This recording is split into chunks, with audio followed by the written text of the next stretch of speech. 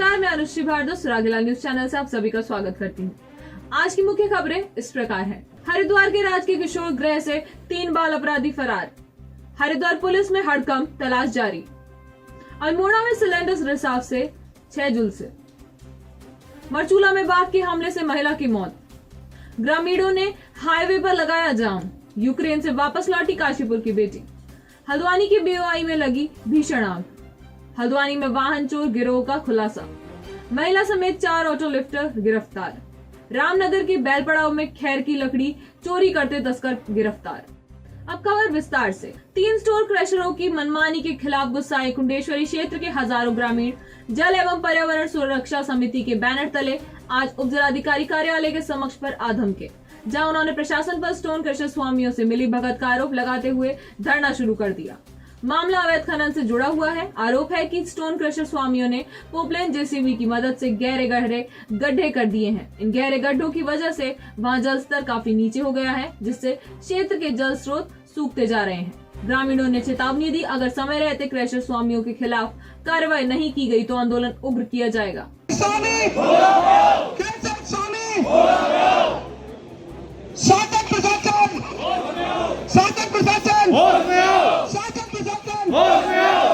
लंगर की व्यवस्था बड़े गुरुद्वारे में की हुई है। कोई एक गाड़ी भेज देना, वहां पर सब दाल लंगर की व्यवस्था है। थोड़ी देर में यहाँ पर लंगर छकेंगे सब लोग बैठ के। यहाँ पर आज एसडीएम ऑफिस के सामने ही लंगर छकेंगे, यहीं पर ही बैठेंगे, यहीं पर ही अपने ये जो इनके मकान है आज शायद लगता है अपने लिए बनाए, यहीं पर बाल डालेंगे यहाँ पर।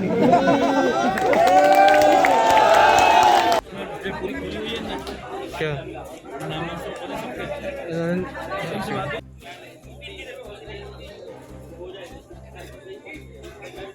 जो क्रशर स्वामियों द्वारा बर्बाद कर दिया गया है, बड़े बड़े गड्ढे मार दिए गए हैं स्टोन क्रशर और 110 फीट नीचे चले गए हैं।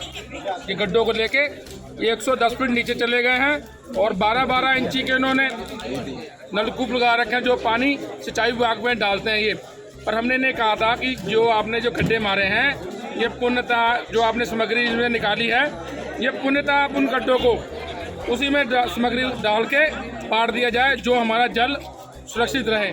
आने वाले टाइम में हमारी फसलें भी सूख गई हैं। धान लगाना था, उसकी भी कोई उम्मीद नहीं है कि हम धान लगा पाएंगे कि नहीं। क्रशर स्वामियों द्वारा 100 फुट के गड्ढे खोदे गए हैं। इनको कृपया जो खनिज निकाला गया है उसी के द्वारा भरा जाए और इसकी जो मार है पानी की कम से कम 100 किलोमीटर के क्षेत्र में पड़ रही है। हमारे जितने भी नलकूप हैं वो सूखने जा रहे हैं, जितने नल हैं वो सूखने जा रहे हैं। काफ़ी जनता जो है प्यासी है, तो इसलिए इस पे उप जिलाधिकारी द्वारा कार्रवाई की जानी चाहिए। प्रशासन के द्वारा हमने 23 तारीख में हमने धरना प्रदर्शन शुरू किया था। माननीय काशीपुर के उप जिलाधिकारी 25 तारीख को वहां पहुंचे, मौके पर पहुंचे, नेशनल स्टोन क्रशर पे पहुंचे वो, और उन्होंने वहां कार्रवाई के नाम पर खाली जो ढकोसला होता है वो किया और उन क्रशर स्वामियों की चाय पी और चाय पी करके उनके पास बैठ करके वापस आ गए और वापस आकर के धरने पर पहुंचे हमारे पास। हमसे पूछा कि आपकी क्या मांग है। हमने प्रशासन को अपनी मांग से अवगत कराया और उन्होंने उस मांग को पूरी करने की बात कही। क्यों चैंपियन, कैसी थी तुम्हारी आज की रेस? सेकंड आया। ओह, अरे पोता किसका है? देवरपन पुदीना ब्लास्ट। मम्मी ये आपके लिए देवरपन चिप्स टैंगी टमाटो। दादाजी आप ये ट्राई करो, देवरपन चिप्स क्रीम अनियन। कितने रनर से रेस में पार्टनर? 2। देवरपन क्रिस्पी क्रंची चिप्स। मस्ती से बोल, मस्ती में बोल। यूक्रेन से निकलकर काशीपुर अपने घर लौटी कादम्बिनी मिश्रा का परिजनों ने स्वागत किया। कादम्बिनी स्वदेश वापस लौटकर खुद को सुरक्षित महसूस कर रही है। बेटी के घर वापस लौटने से परिवार में खुशी का माहौल है। कादम्बिनी के परिजनों ने केंद्र व राज्य सरकार का आभार जताते हुए सरकार से यूक्रेन में फंसे बाकी लोगों को जल्द से जल्द भारत लाने की मांग की है। जब हम निकले इवानो से, मैं इवानो फ्रैंकीव्स नेशनल मेडिकल यूनिवर्सिटी में पढ़ती हूँ। हमारी यूनिवर्सिटी ने कुछ बसेस अरेंज करी थी, अराउंड 10 बसेस। तो हमारा प्लान पहले था कि हम उन बसेस में ही जर्नी करेंगे, क्योंकि बहुत सारे लोग साथ में होंगे तो ज़्यादा अच्छा रहेगा। बट देन रैंडमली हमने डिसाइड करा कि हम इवनिंग में ही चले जाएंगे। एंड आई थिंक वो डिसीजन बहुत अच्छा था, क्योंकि फिर वो बसेस जो यूनिवर्सिटी प्रोवाइड करवा रही थे वो कैंसिल हो गई थी। तो हम इवनिंग में निकल गए थे 25th के लिए। 25th को इवनिंग में निकल गए थे। -2 टेम्परेचर था, काफ़ी ठंड थी और बॉर्डर पे बहुत लंबी लाइन लगी हुई थी, अप्रॉक्स 3-4 किलोमीटर्स की। तो हमें बस ने पहले ही ड्रॉप कर दिया था 3-4 किलोमीटर्स। तो सारे बच्चों ने अपना सामान लेकर सब लोग पैदल चले। हम 25th रात में अराउंड मिडनाइट 11:30 तक पहुंच गए थे और हमने बॉर्डर 26 मॉर्निंग 4 o'clock में हमने बॉर्डर क्रॉस करा। बॉर्डर क्रॉस करने के बाद हमें काफ़ी रिलीफ मिला, वहाँ पे लोग बहुत हेल्पफुल थे। बॉर्डर क्रॉस करते ही हमें खाना, सिम, ब्लैंकेट्स और एक होटल था, वहाँ पे हॉल था, वहाँ पे रुकवाया गया। खाने की कोई प्रॉब्लम नहीं थी। उसके बाद एम्बेसी से बसेस करी गई एंड हम बुचारेस्ट जो कैपिटल है रोमानिया की, हम वहाँ गए एंड देन वहाँ से फ़्लाइट थी। तो ज़्यादा प्रॉब्लम बस बॉर्डर तक पहुँचने की है। एक बार बॉर्डर क्रॉस करने के बाद आई डोंट थिंक कोई भी प्रॉब्लम है।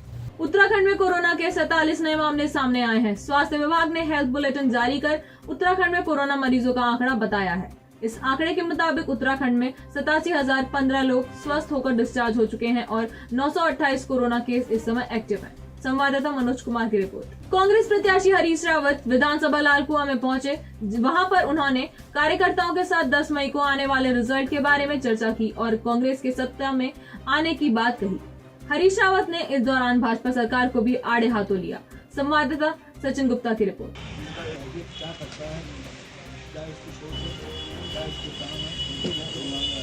कार्यकर्ताओं ने बड़ी निष्ठापूर्वक काम किया है और जनता ने परिवर्तन के लिए वोट किया है, इसलिए कांग्रेस बहुत अच्छी स्थिति में है और 4 राज्यों में हम सरकार बनाएंगे और एक राज्य में विपक्ष की सरकार आएगी, मगर वो कांग्रेस के प्रयासों से ही आएगी। मैं ये नारा देने में विश्वास नहीं करता, लेकिन क्योंकि जनता जब ऐसा नारा दो तो कुछ और कहने लगती है। जब भाजपा वाले 60 पार कहते थे तो सड़क में खड़ा आदमी कहता था आपके करेंगे तड़ी पार। तो इसलिए मैं अब वो गलती नहीं करना चाहता कि कितने पार होगा, जितना जनता जनार्दन दे दे। हम तो एक बात जानते हैं कि साईं इतना दीजिए जामे कुटुंब समाए। हल्द्वानी में स्थित बैंक ऑफ इंडिया में आग लगने से हड़कंप मच गया। स्थानीय लोगों ने दमकल विभाग को सूचित कर मौके पर बुलाया और आग को शांत कराया। बताया जा रहा है कि शॉर्ट सर्किट के चलते यह आग लगी और इस आग में क्या क्या नुकसान हुआ है इसका भी पता लगाया जा रहा है। संवाददाता दीपक अधिकारी की रिपोर्ट।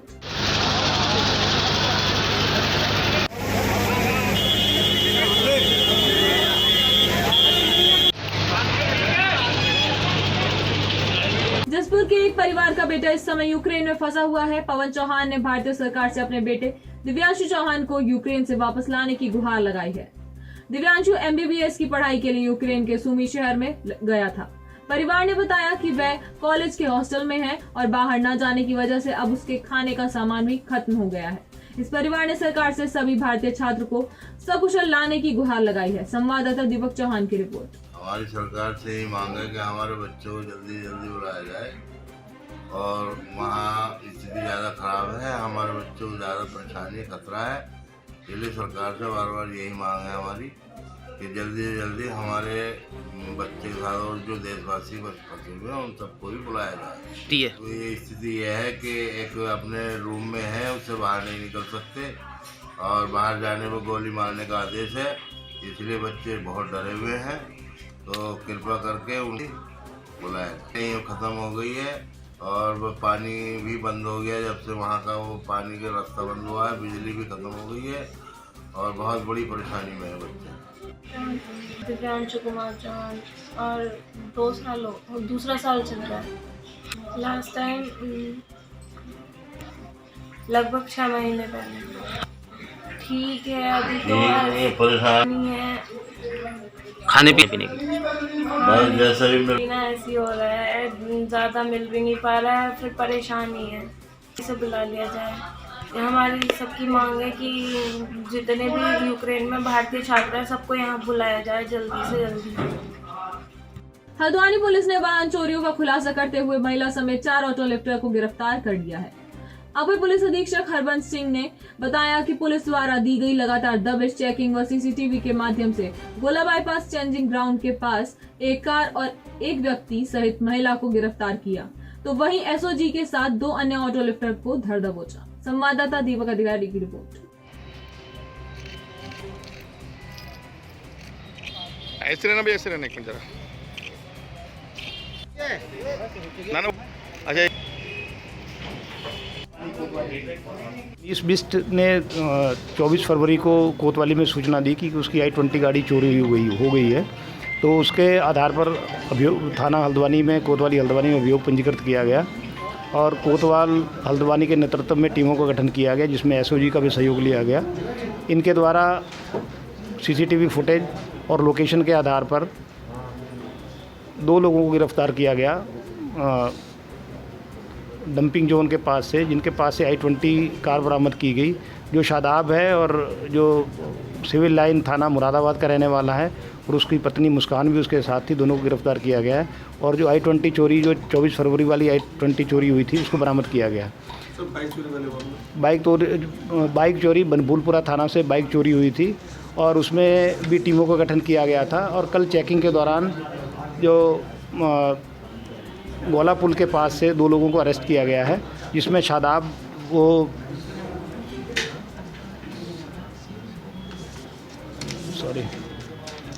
मोहम्मद रफ़ीक जो बनभूलपुरा थाना का रहने वाला है और मोनू वर्मा जो थाना काठगोदाम का रहने वाला है, उनको HF डिलक्स बाइक के साथ गिरफ्तार किया गया है गोला पुल से। अभी तक आपराधिक इतिहास सामने नहीं आया है और इसको देखा जा रहा है, खंगाला जा रहा है, पूछताछ की जा रही है। अगर इनका आपराधिक इतिहास सामने आता है और तो आपको अवगत कराया जाएगा। बेलपड़ाव वन रेंज में वन कर्मियों ने लकड़ी तस्करों का खैर की लकड़ी चोरी करने का प्रयास विफल कर दिया। इस कार्रवाई में एक तस्कर पकड़ा गया, बाकी अन्य अपनी मोटर बाइक छोड़कर फरार हो गए। वन कर्मियों ने 6 बाइकों को अपने कब्जे में लिया है। वन विभाग की माने तो तस्करों के पास से पकड़ी गई 25 कुंटल खैर की लकड़ी की कीमत 2 लाख रुपए है। ये बेलपड़ाव रेंज में गेबुआ ब्लॉक में रात की गश्त पे हमारी टीम गई थी, तो उनको 6 मोटरसाइकिलों में खैर की लकड़ी पकड़ी गई और एक अपराधी पकड़ा गया और बाकी मौके से भाग गए। और जो मोटरसाइकिल है हमने उनको सीज कर दिया है और जो उसके साथ जो अपराधी को जेल हो गई। जो अपराधी भाग गए हैं उनका भी दबिश दी जा रही है, शीघ्र ही उनको भी गिरफ्तार किया जाएगा। बागेश्वर में भालू के अंगों की तस्करी करते हुए एसओजी पुलिस व वन विभाग ने शिक्षा मित्र को गिरफ्तार किया है और एक आरोपी मौके से फरार हो गया। इन आरोपियों के पास से भालू की 4 पित्तियां बरामद हुई हैं, जिनकी अंतर्राष्ट्रीय कीमत 65 लाख तक आंकी गई है। आरोपी ने बताया कि वह इन्हें नेपाल के रास्ते अंतर्राष्ट्रीय बाजार में बेचने ले जा रहा था। संवाददाता हेमंत सिंह मेहरा की रिपोर्ट। बाघ के हमले से एक महिला की मौत हो गई, जिसके बाद आक्रोशित लोगों ने मरचूला नेशनल हाईवे 309 में जाम कर दिया। ग्रामीणों का आरोप है कि महिला की मौत के घंटों बाद भी कॉर्पोरेट प्रशासन का कोई आला अधिकारी परिजनों की सुध लेने नहीं पहुंचा। उनका कहना है कि जब तक मुआवजे की घोषणा नहीं की जाती तब तक इसी तरह से जाम लगा रहेगा। संवाददाता कैलाश टोयल की रिपोर्ट।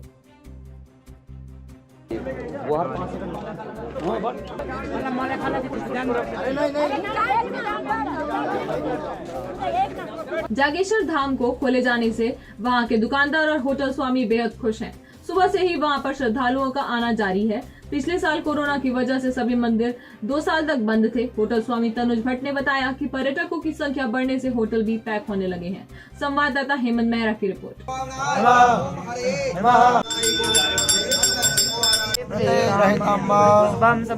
बनबसा पुलिस ने धनुष पुल के पास चेकिंग के दौरान 2 तस्करों को अपने कब्जे में लिया।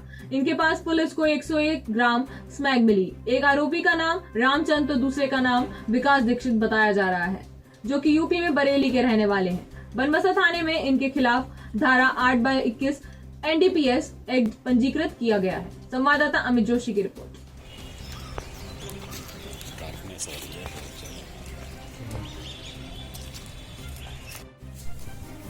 लगभग 1 बजे की घटना है, जिसमें थाना बनबसा की एसओजी हमारी संभावत की टीम और ADDF की टीम ज्वाइंटली चेकिंग कर रहे थे। तो ये धनुष पुल के पास से नेपाल जाने वाले जो रास्ता है हमारा उसमें चेकिंग चल रही थी। तो इसमें बरेली के रहने वाले 2 युवक थे, रामचंद्र और विकास दीक्षित। ये दोनों की उम्र लगभग 24 वर्ष है।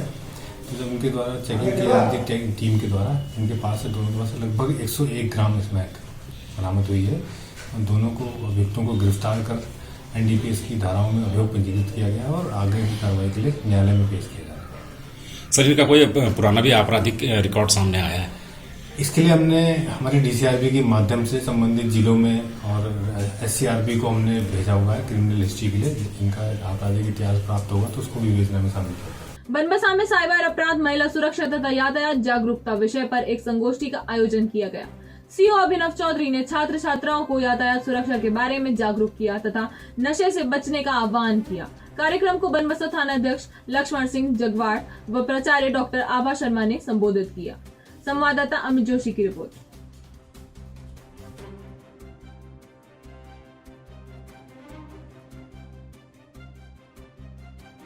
आज के लिए बस इतना ही। उत्तराखंड से जुड़ी सभी खबरों को जानने के लिए जुड़े रहिए सुरागीलाल न्यूज चैनल से। धन्यवाद।